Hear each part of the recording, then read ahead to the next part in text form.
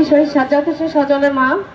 আসলে আমরা যে দাবি নিয়ে এখানে দাঁড়িয়েছি সে দাবি আমাদের কতটুকু পূর্ণ হবে এটা আমরা জানি না। চারটে দাবির মধ্যে ফার্স্ট দাবি হলো জুলাই 2024 পরবর্তী বিগত 16 বছরের দুঃশাসন ও ফ্যাসিজম কায়েমে জড়িত রাষ্ট্রের বেতনভোগী কর্মচারীদের বিচারে একটি স্বাধীন ও নিরপেক্ষ গণতদন্ত কমিশন গঠন করতে হবে।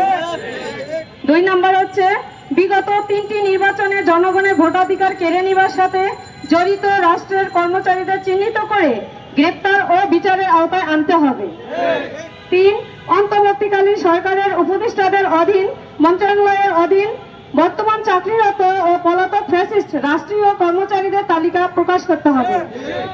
4 বিগত 15 বছর গুম, ক্রসফায়ার, আয়নাঘর, বিচার বহির্ভূত হত্যাকাণ্ডের সাথে জড়িত রাষ্ট্রীয় বাহিনী ও গোয়েন্দা সংস্থাগুলোর সদস্যদের চিহ্নিত করে বিচারের মুখোমুখি করতে রাষ্ট্রের আন্তঃবাহিনী বিচারিক কমিশন গঠন করতে হবে।